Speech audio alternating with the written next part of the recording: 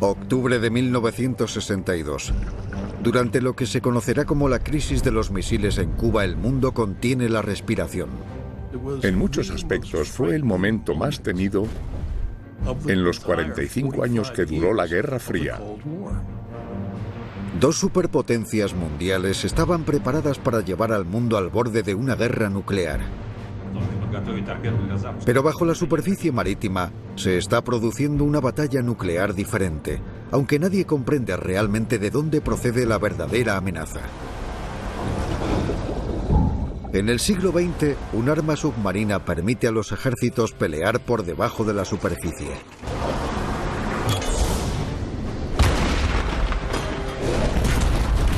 Con astucia, fuerza y tenacidad, sus enemigos contraatacan. Es una apuesta desesperada, revolucionaria y en ocasiones primitiva para cambiar el curso de la guerra. Sus historias son leyendas. Segunda Guerra Mundial, Infierno bajo el Mar 2. Crisis de la Guerra Fría.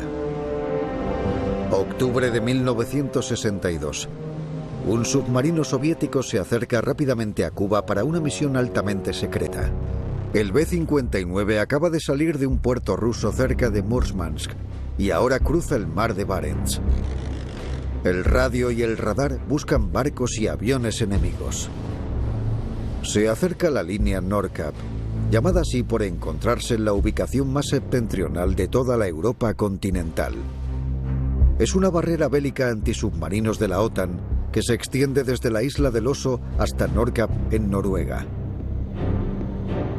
El capitán soviético de segundo rango, Valentín Savitsky, debe conseguir que su tripulación cruce la línea sin que la detecten. Si lo localizan, la OTAN rastreará cada movimiento del B-59 y pondrá en peligro a otros 3 submarinos, al B-4, al B-36 y al B-130. Y lo que podría ser peor, podría dar pistas a Estados Unidos sobre la Operación Anadir, una enorme campaña soviética para desplazar tropas, equipamiento militar y misiles por el Atlántico hasta Cuba.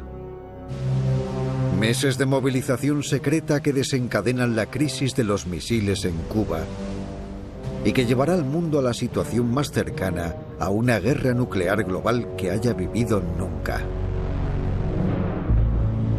Pero la situación en Cuba se complica a medida que el conflicto del Estado isleño con Estados Unidos se intensifica. Solo 3 años antes, en 1959, Fidel Castro derroca al anterior gobierno de La Habana, respaldado por Estados Unidos.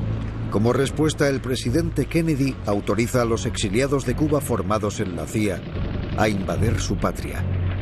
Castro lucha con decisión. La invasión de Bahía Cochinos fue un desastre para los estadounidenses. A pesar de que Castro gana esa batalla, presagia que hay otra invasión inevitable. De repente, Khrushchev, líder del gobierno soviético, se dio cuenta de que había una brecha y fue a exprimirla. Castro se comunica en secreto con Nikita Khrushchev, quien propone una serie de emplazamientos para misiles. Se trata de una oferta de protección soviética para su aliado comunista. Cuba acogerá decenas de misiles nucleares con alcance para atacar todo el territorio continental de Estados Unidos. Es una provocación peligrosa en esta partida de ajedrez de la Guerra Fría. Desde la perspectiva soviética, Khrushchev quiere colocar misiles en Cuba para compensar los misiles que Estados Unidos ha colocado en Gran Bretaña e Italia y que está colocando en Turquía. Se trata de bases aéreas en todo el mundo con un alcance aéreo y nuclear sobre ellos. Castro acepta el plan. En abril de 1962, los soviéticos comienzan a desplazar a unos 40.000 hombres y a trasladar artillería y misiles. La propuesta también incluye la creación de una base submarina.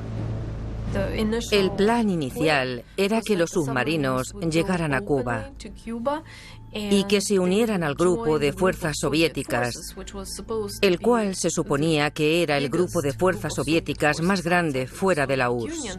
Pero los planes cambiaron en las semanas previas a la salida del submarino.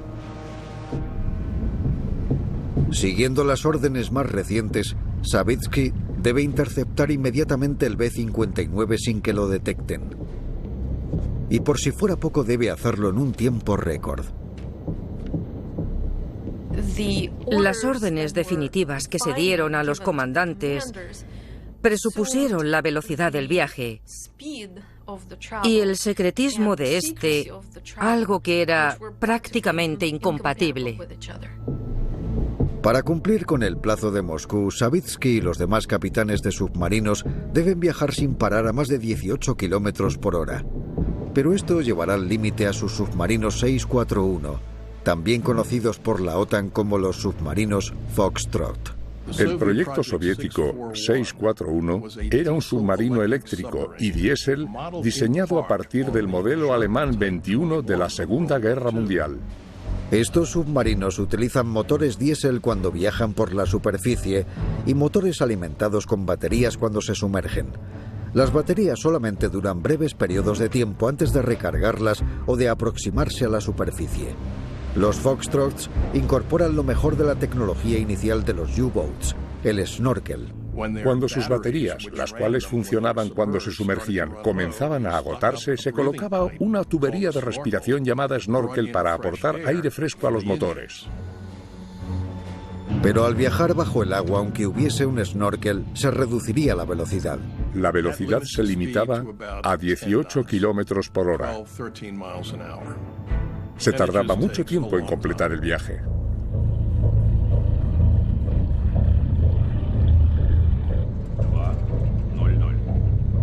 Los capitanes soviéticos creen que los noruegos y británicos han detectado a los submarinos. Si descubren la posición exacta de los submarinos, la OTAN podría enterarse de su plan y de que se dirigen a Cuba. El B-59 se ve obligado a desplazarse cerca de la superficie y a usar el snorkel. No se puede esconder en ninguna parte. Pero puede tener una opción para sacar una ligera ventaja: su grupo de intercepción por radio. Este grupo tiene un gran conocimiento de inglés y puede rastrear todas las frecuencias abiertas en busca de información importante. Savitsky se mostró escéptico la primera vez que asignaron el grupo al submarino, solo unos días antes de su salida. Al principio los recibieron con cierta desconfianza, sobre todo porque no se los consideraba parte de la tripulación, sino como miembros de la KGB. Se los veía como sospechosos. La tripulación no entendía por qué estaban ahí y para qué los necesitaban, ya que no eran una unidad habitual en un submarino. En esta época se llevan a cabo muchas comunicaciones con frecuencias por ondas breves y abiertas. El grupo de intercepción por radio del B-59 trabaja a destajo para ubicar todos los buques de la OTAN de la zona. Y lo que es más importante, escuchan para saber si se ha detectado la presencia de submarinos soviéticos. El B-59 se acerca a la línea Nordkap.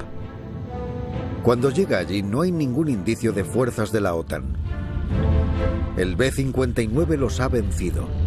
Las campañas soviéticas creen que se debe a que las fuerzas de la OTAN esperan que los submarinos Foxtrot viajen a su velocidad lenta habitual porque desconocen el plazo tan ajustado de Moscú. Los 4 submarinos soviéticos cruzan la línea Nordkap y se adentran en el mar de Noruega. Pero la línea Nordkap solo es el primer obstáculo al que se enfrentan. Aunque hayan logrado cruzar esta barrera, todavía tienen que traspasar otra línea de guerra antisubmarinos de la OTAN antes de llegar a Cuba. Y Savitsky tiene muchas más cosas que la OTAN por las que preocuparse. Le están observando desde su propio submarino. En el B-59 también viaja otro capitán de segundo rango, Vasily Arkhipov. Vasily Arkhipov es el jefe del personal de la brigada y, con su rango, tiene el mismo nivel que el comandante del submarino, Savinsky. Las normas no oficiales en los submarinos eran que el comandante del submarino estaba al mando de la toma de decisiones, al margen de lo que dijera cualquier otra persona que fuera a bordo. Pero la realidad era que con la presencia de Arkhipov se complicaba aún más todo lo relacionado con el submarino, porque Savitsky tenía que consultar con Arkhipov la toma de todas las decisiones importantes. En la tripulación también hay un oficial político llamado Ivan Maslenikov. Su trabajo consiste en informar sobre cualquier cosa antisoviética que haga Savitsky contra el Partido Comunista de la URSS.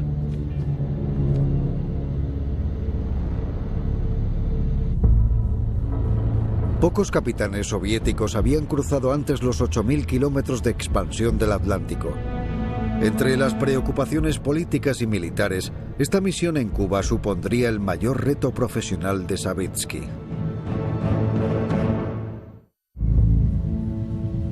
Octubre de 1962.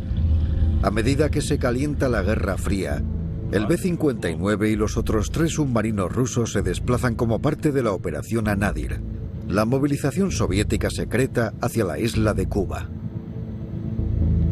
Mover 4 submarinos soviéticos en el Atlántico podría levantar las sospechas de Estados Unidos. Deben pasar desapercibidos. Acaban de cruzar la primera de las 2 líneas antisubmarinos de la OTAN. Al igual que a los demás capitanes, presionan a Valentín Savitsky para completar el viaje en un tiempo récord.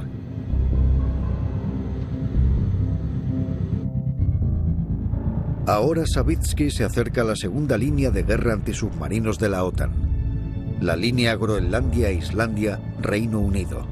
Sus órdenes son claras. Sabían que tenían órdenes estrictas para que no los descubrieran y que no podían subir a la superficie. Si detectaban algún submarino aquí, la OTAN podría lanzar un avión de patrulla en las bases de Islandia y de Escocia para rastrearlos. Esto aumenta las posibilidades de descubrir a los otros submarinos, exponiendo la escala de la operación y poniendo en peligro los planes para una base nuclear en Cuba. Savitsky cruza el paso entre Islandia y las Islas Feroe por el este. A pesar de que hay barcos pesqueros en la zona, sube a la superficie para ganar tiempo.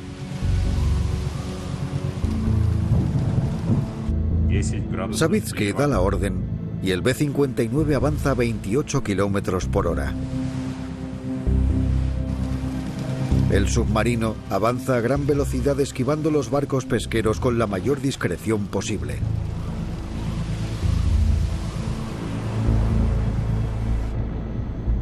Mientras tanto, el grupo de intercepción por radio detecta actividad aérea encima de ellos. Podían detectar tanto comunicaciones de frecuencias abiertas como comunicaciones de frecuencias codificadas. Y esto era posible gracias a su equipo de trabajo. Incluso podían escuchar las conversaciones entre los pescadores para asegurarse de que nadie los había visto.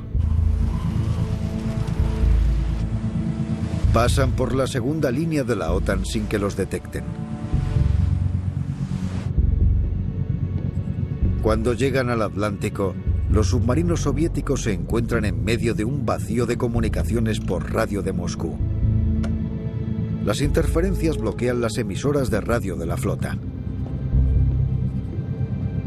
Durante 2 días, la tripulación busca las frecuencias más claras.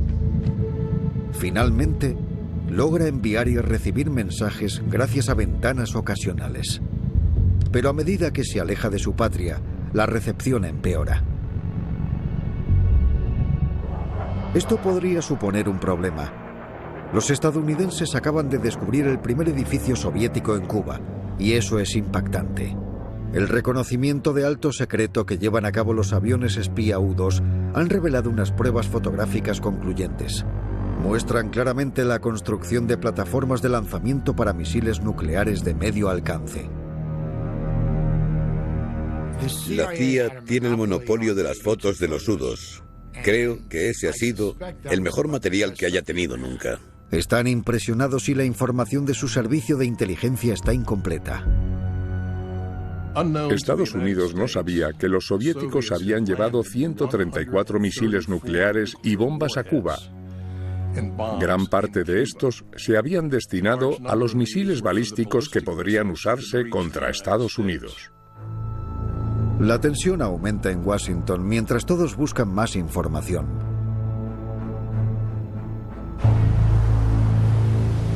El B-59 solo es uno de los 4 submarinos soviéticos que llevan hombres y materiales a Cuba.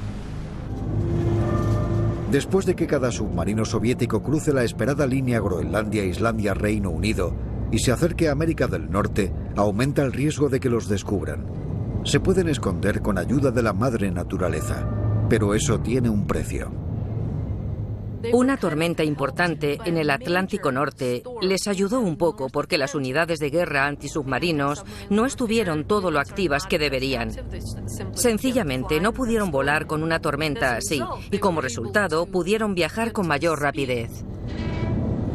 Al estar seguros de que no los descubrirán, los submarinos avanzan por la superficie y van más rápido que si usaran el snorkel.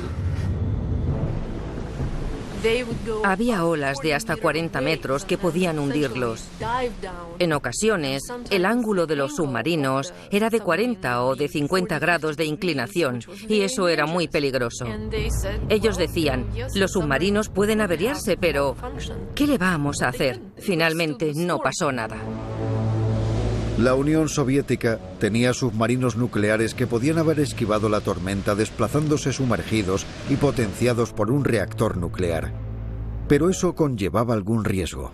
En un momento dado, el régimen soviético planeó enviar submarinos propulsados por un reactor nuclear a las aguas cubanas y establecer algunos en Cuba. En 1962 tuvieron algunos problemas más importantes con la primera generación de submarinos nucleares.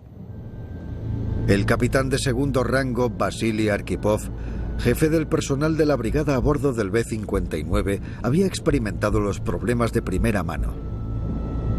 Estuvo en el submarino K-19 cuando se produjo una fuga en la refrigeración de un reactor nuclear. La temperatura del núcleo radioactivo subió rápidamente. La tripulación tuvo que arreglar el sistema de refrigeración, si no el núcleo se fundiría con el reactor y el submarino se hundiría. Sin el equipamiento de radiación adecuado, usaron todo lo que tenían a mano: máscaras de gas e impermeables.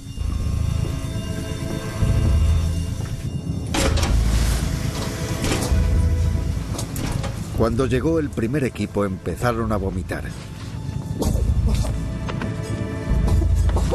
Se habían expuesto a altos niveles de radiación.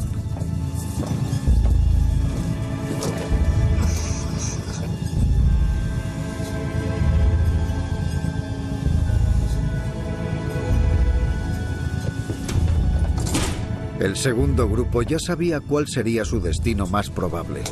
A pesar de ello, continuó con las reparaciones.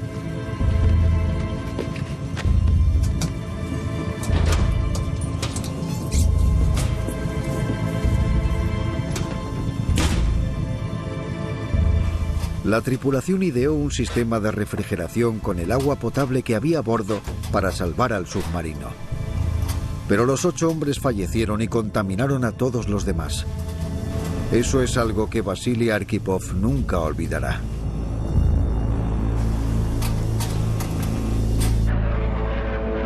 En octubre de 1962, un reconocimiento adicional que sobrevuela Cuba encuentra más plataformas de lanzamiento.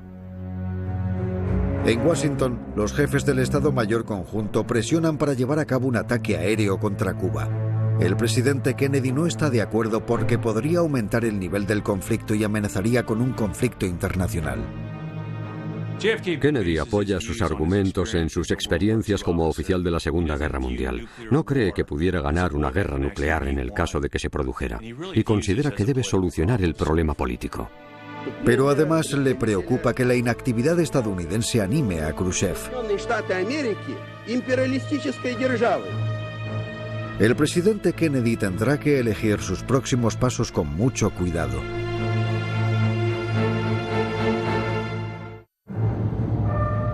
Octubre de 1962.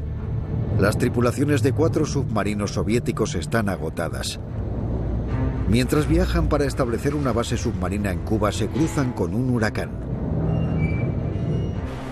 Han viajado por la superficie para ganar tiempo, pero eso tiene sus consecuencias. El capitán de segundo rango Valentín Savitsky sabe que su misión se va a complicar aún más. A medida que avanzan, el B-59 entra en el radio de las instalaciones con base en las costas y de las patrullas aéreas de Estados Unidos. En Washington, el equipo de Kennedy valora sus opciones.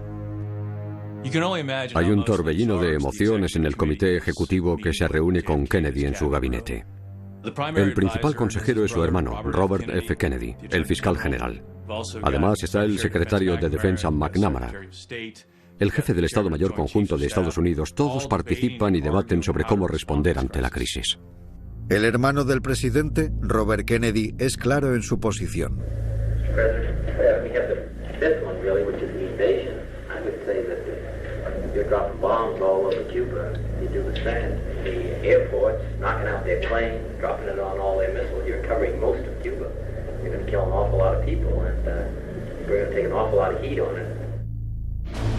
Solo quedan dos opciones arriesgadas. Kennedy puede iniciar un ataque aéreo o un bloqueo. Si lleva a cabo un ataque aéreo, sin duda alguna Rusia respondería. Pero un bloqueo también es un acto bélico. Ambas opciones podrían desencadenar un conflicto mayor. Para el Kremlin, los misiles de Cuba son un acto de autodefensa. Khrushchev no cree que esté iniciando una guerra nuclear. Considera que Kennedy es una persona racional y que él está respondiendo de manera racional ante los misiles Júpiter de Turquía. El 22 de octubre, el presidente John Fitzgerald Kennedy da su famoso discurso de la nación y comienza revelando las plataformas de misiles. The purpose of these bases can be none other than to provide a nuclear strike capability against the Western Hemisphere. Several of them include medium-range ballistic missiles capable of carrying a nuclear warhead for a distance of more than 1,000 nautical miles. Each of these missiles, in short, is capable of striking Washington, D.C., the Panama Canal, Cape Canaveral, Mexico City, or any other city in the southeastern part of the United States. En el discurso evidencia las normas que han sobrepasado los rusos y da suficientes detalles para hacer un llamamiento a los estadounidenses. I have directed that the following initial steps be taken immediately. Kennedy propone una línea de cuarentena en lugar de un bloqueo total que se hará efectiva el 24 de octubre. All ships of any kind bound for Cuba, from whatever nation or port, where they're found to contain cargoes of offensive weapons, be turned back. Al llamarlo cuarentena en lugar de bloqueo, hace que el papel militar tenga menos importancia y busca una solución diplomática. Además, intenta darles a los rusos la oportunidad de dar un paso atrás. Pero si todo eso no fuera suficiente, Kennedy ordena la mayor movilización de emergencia de tropas estadounidenses desde la Segunda Guerra Mundial para prepararse ante una posible invasión de Cuba. El cónsul británico en Miami lo describe como estar en el sudeste de Inglaterra justo antes del día D. Unos 200 barcos estadounidenses se dirigen a sus posiciones en la línea de cuarentena, un arco que abarca 800 kilómetros desde Cuba. Mientras tanto, los 4 submarinos Foxtrot soviéticos se adentran en las aguas cerca de la costa sudeste de Estados Unidos. Las unidades de guerra antisubmarinos de Estados Unidos no se han desplazado para interceptarlos. Pronto se evidencia que estos submarinos no son los adecuados para esta misión. Los Foxtrot, que se construyeron a finales de los 50, son submarinos excelentes. Pero el problema reside en que estos submarinos se han diseñado para las aguas del Ártico. Y aunque el snorkel les da aire fresco, tienen motores diésel que generan calor. Además, está el aislamiento de estos submarinos diseñados para trabajar en aguas del Ártico. Y todo eso crea unas condiciones de vida lamentables. No tenían suficiente agua potable porque se suponía que iban a llegar hasta Mariel y a atracar allí. Pero la temperatura no paraba de aumentar e incluso llegó a alcanzar los 60 grados en los compartimentos para el diésel, por lo que la gente se desmayaba. Prácticamente caminaban desnudos por el submarino. En este último punto, las fuerzas de Estados Unidos los descubren y responden a los submarinos soviéticos que están muy cerca de su costa. El día después del discurso de Kennedy, un sistema de vigilancia sonoro y secreto llamado SOSUS detecta muchos objetivos. Los submarinos emiten sonidos que se pueden detectar a grandes distancias. Descubren que pueden colocar estos dispositivos de escucha en el océano para oír a los submarinos a cientos de kilómetros de distancia. Es increíble. En teoría, se pueden detectar los submarinos enemigos a 1000 kilómetros desde la costa estadounidense. Si los descubren, pueden enviar un avión para averiguar dónde están exactamente para después seguirlos. El 23 de octubre, el SOSUS detecta los objetivos. Se envía un avión para confirmarlo.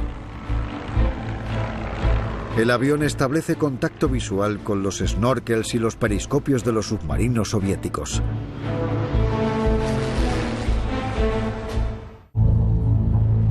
En octubre de 1962, Estados Unidos descubre que los submarinos soviéticos son una amenaza real. Los 4 submarinos del tipo Foxtrot se dirigen a la costa del Caribe. Cada uno tiene 20 o 21 torpedos convencionales, armas con grandes explosivos diseñadas para hundir barcos o submarinos. Pero hay un dato importante que los estadounidenses desconocen. Justo antes de salir del puerto se añadió un arma especial al arsenal de los submarinos soviéticos.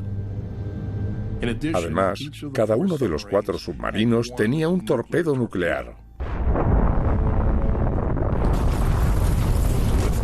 Y 10 kilotones de explosivos. Estamos hablando de algo mucho mayor que la mitad de la potencia explosiva que se utilizó contra Hiroshima o Nagasaki.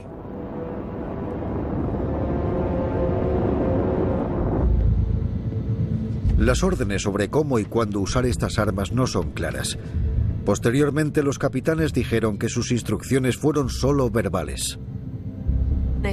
Dijeron que las instrucciones verbales fueron: usadlo en alguna de estas 3 situaciones. Primera, usadla si os atacan y estáis en la superficie. Segunda, si os atacan y estáis bajo el agua. Y tercera, si recibís órdenes directas desde Moscú. Parece ser que el almirante Forken dijo algo al respecto como: si os atacan por el lado derecho, no dejéis que hagan lo mismo por el izquierdo. En ese caso, usad las armas. Si no, seréis la vergüenza de la flota. El uso de un torpedo nuclear durante una batalla naval sería un hecho sin precedentes. Si alguien dispara un torpedo normal contra un portaaviones, el daño sería importante. Para hundir un portaaviones muy grande, probablemente se necesiten 2 o 3 torpedos. Pero un torpedo nuclear, aunque explote cerca del portaaviones, podría destrozar el portaaviones y cualquier otro barco que se encuentre a varios kilómetros de este. Y si no lo hunde, lo dañaría tanto que quedaría hecho añicos. Se confirmó la escala de este hecho potencial en unas pruebas que había hecho Estados Unidos en el atolón Bikini en 1946. Después de que Kennedy anuncie su plan de una línea de cuarentena, Moscú ordena a los submarinos soviéticos que se retiren de la zona de cuarentena y que vayan a una zona llamada el Mar de los Sargazos mientras esperan nuevas órdenes. El capitán recibe información adicional del Kremlin. De nuevo, el grupo de intercepción por radio demuestra su valía. Recopila información de una emisora abierta y escucha la radio y la televisión estadounidenses. La tripulación del submarino soviético no se había enterado de la construcción soviética en Cuba. Se enteran de lo que el resto del mundo ya conoce. Gracias a esta unidad, los comandantes se enteraron de que la Unión Soviética había instalado armas nucleares en Cuba. Desconocían este hecho por completo. La tripulación también se entera de la amenaza de Kennedy para frenar y buscar cualquier barco que se acerque a la línea de cuarentena, pero desconoce cómo planea responder la Unión Soviética. El 24 de octubre, la Casa Blanca descubre 2 barcos soviéticos que se acercan a la línea de cuarentena. Mientras espera, las fuentes del servicio de inteligencia descubren la presencia de submarinos soviéticos en la zona. En la década de los 60, la amenaza de los submarinos enemigos era igual que durante la Segunda Guerra Mundial. Los submarinos atacan tus barcos. Cuando la Casa Blanca descubre que hay un submarino o incluso 2 cerca de la línea de cuarentena, crece el miedo. El presidente Kennedy se imagina la peor situación posible.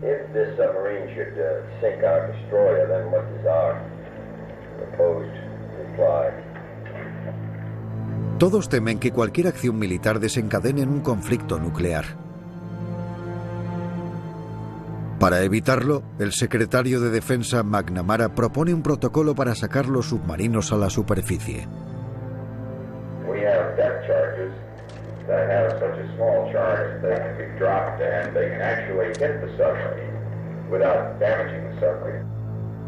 Kennedy se muestra reacio.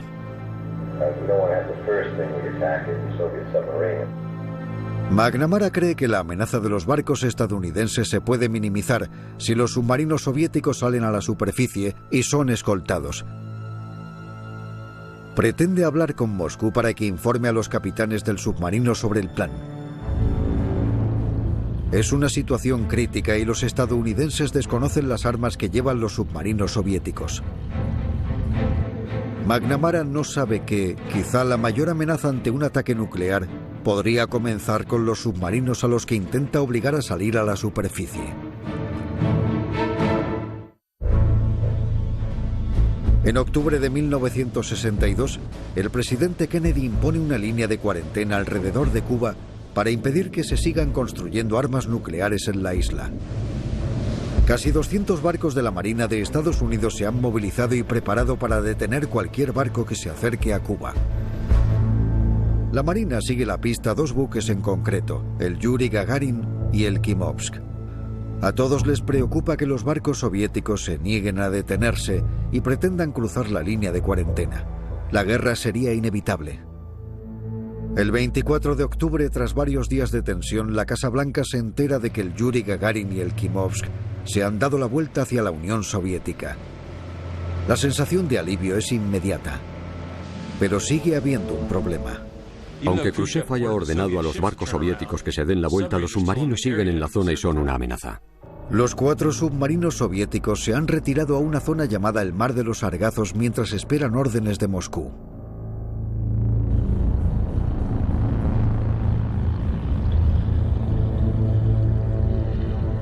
La mayoría de la gente no sabía que aunque los barcos soviéticos se hayan dado la vuelta, la guerra nuclear estaba cada vez más cerca.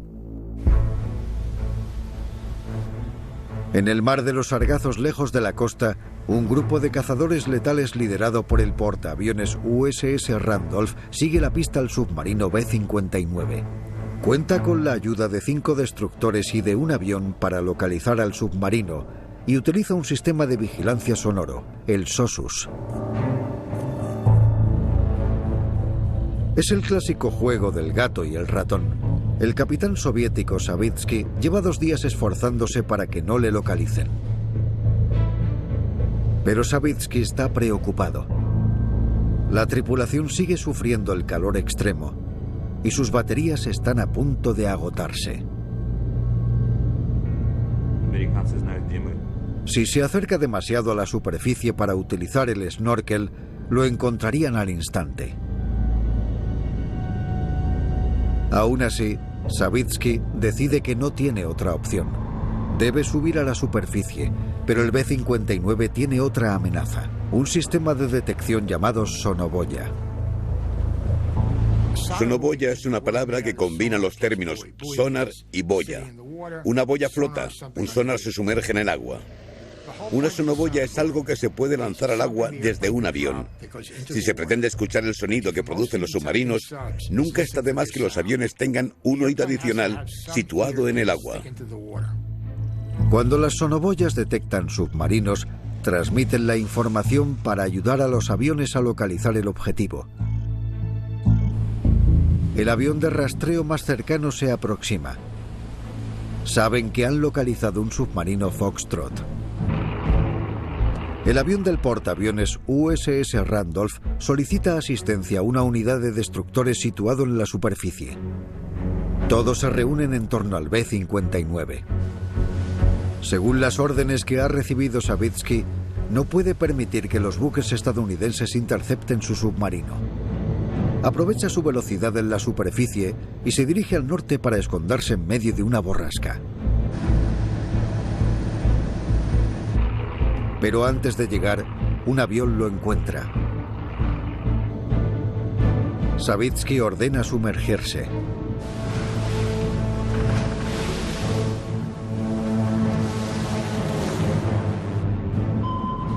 Los destructores siguen acercándose utilizando el sonar para localizar al submarino con sonidos metálicos. Los barcos, según el plan de McNamara, comienzan a lanzar cargas de profundidad para indicar al submarino que suba a la superficie. Las cargas de profundidad pretenden dar un aviso al submarino, no dañarlo. McNamara ha avisado a los soviéticos de su plan para subir a la superficie mediante la vía diplomática, pero el mensaje no ha llegado a los capitanes del submarino. Más abajo, Savitsky sabe que encima tiene muchos aviones estadounidenses. Además, al B-59 no le queda mucho tiempo para recargar sus baterías antes de que se agoten. Savitsky piensa mientras aprieta el calor para decidir qué hacer. Pero en ese momento comienzan las explosiones.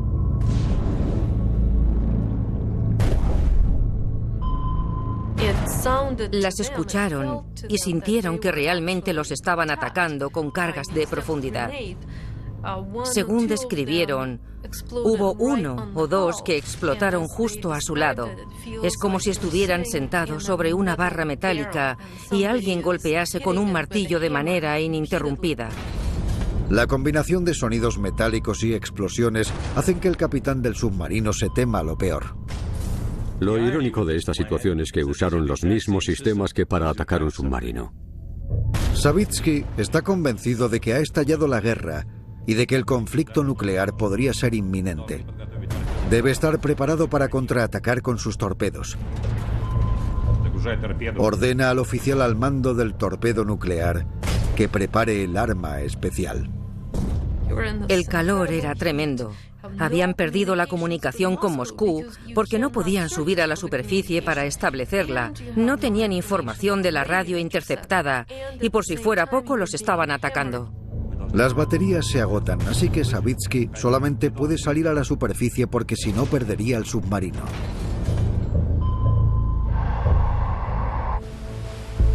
Como cree que lo están atacando, se prepara ante la posibilidad de disparar su torpedo nuclear. Si lo hace, desencadenaría la primera guerra nuclear del mundo.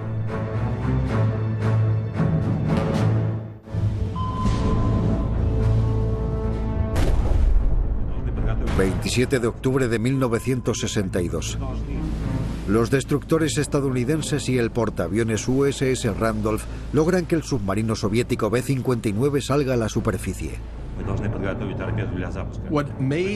La situación era mucho más aterradora, más aún si cabe, porque Estados Unidos no sabía que todos y cada uno de los submarinos Foxtrot llevaban un torpedo nuclear a bordo. Además, sabemos que el oficial al mando del submarino se estaba desesperando con las fuerzas antisubmarinas, las pésimas condiciones que había dentro del submarino y la ausencia de comunicaciones con Moscú, por lo que se estaba planteando la posibilidad de utilizar un torpedo nuclear contra los barcos estadounidenses. En muchos aspectos, fue el momento más temido en los 45 años que duró la Guerra Fría. Tanto el capitán del submarino Valentín Savitsky como el oficial político a bordo y jefe de la brigada, Vasily Arkhipov, tienen que estar de acuerdo para disparar el arma. El oficial político está de acuerdo, pero Arkhipov tiene sus dudas. Savitsky era el que más se dejaba llevar por la situación de los dos. Le invadía un torbellino de emociones, la ira, la humillación y el hecho de ser el centro de toda esta persecución. A pesar del clamor, Arkhipov parece reconocer que no los están atacando. No han dañado su submarino. Su presencia resulta vital, ya que tranquiliza a Savitsky. Creo que el hecho de que en ese momento estuviera junto a Savitsky fue muy importante, porque si no, él probablemente hubiera llegado a la misma conclusión que había pensado inicialmente. ¿Quién sabe? El submarino está rodeado de barcos. Las luces de búsqueda lo iluminan en la oscuridad. En la superficie, Savitsky ve que un barco estadounidense le hace señales. Responde al oficial con otra luz, identifica su submarino soviético y les pide a las fuerzas estadounidenses que cesen sus acciones provocativas. Cuando se da cuenta de que no hay una amenaza inminente, Savitsky aprovecha la oportunidad para recargar las baterías. Cuando están totalmente cargadas, Savitsky se sumerge y se aleja de los destructores. Pero los otros 3 submarinos siguen a la fuga. Mientras el portaaviones USS Essex persigue al B-130, se rompen 3 de sus motores. Logran llegar hasta las Azores mientras reparan uno de los motores antes de que sea demasiado tarde. Nos acercamos. Orden de giro 215. Un destructor estadounidense localiza y escolta al B-36 para que salga de la zona. El B-36 logra escapar con una inmersión profunda. Han detectado al submarino soviético B-4, pero nunca lo localizan ni lo obligan a salir a la superficie. Finalmente, la crisis de los misiles en Cuba se resuelve mediante un acuerdo. Khrushchev acepta sacar los misiles de Cuba, pero no se revelan las concesiones de Kennedy.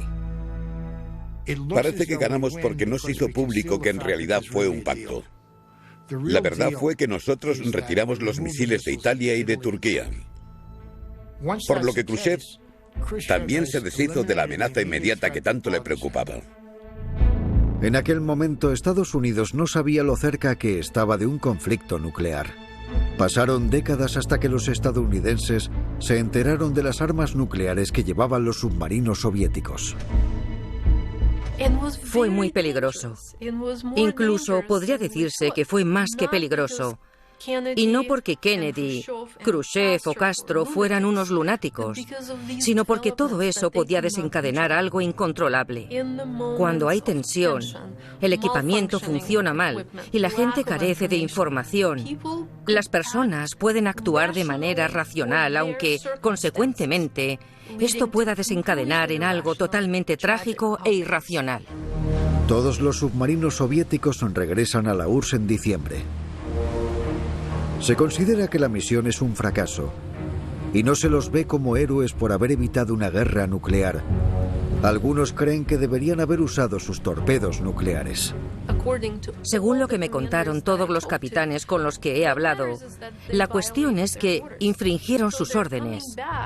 Cuando volvieron, la gente les dijo cosas como: menuda vergüenza, habéis infringido las órdenes, sois la vergüenza de la flota. No les recibieron precisamente con los brazos abiertos. Los submarinos soviéticos confirman los riesgos reales que supone la mera presencia de armas nucleares. La amenaza por malentendidos o fallos humanos. La historia del B-59 evidencia que los errores humanos podrían llevarnos al borde de la guerra.